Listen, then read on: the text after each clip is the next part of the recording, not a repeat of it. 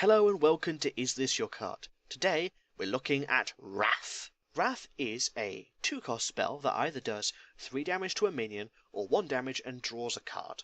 Wrath is probably one of the best examples of druid choice I've ever seen.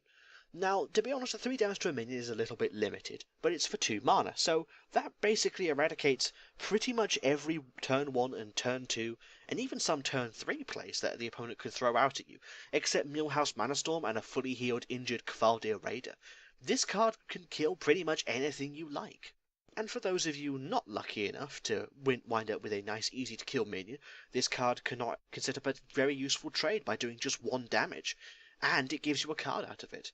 Wrath is a really nice card, simply because it can give you the choice of card draw and minimal damage, or big damage. This card also stacks really well with spell power. Would you rather have 3 or 1, or with a Jungle Moonkin, you can do 5 and 3. 5 damage to any minion kills even the most powerful minions like Chillwind Yeti and Senjin Shieldmaster, and 3 damage and draw a card? That's incredible!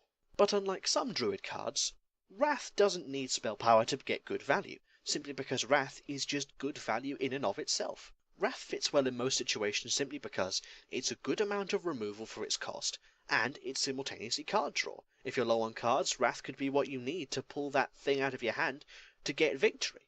And if you're not low on cards, but you need to get rid of something quickly or set up a better trade, then Wrath's what you need.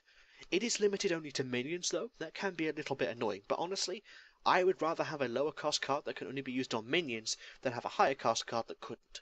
That seems like a bit of a strange statement, but let's face it, Wrath's power is that it costs 2 mana but can do 3 or 1 damage.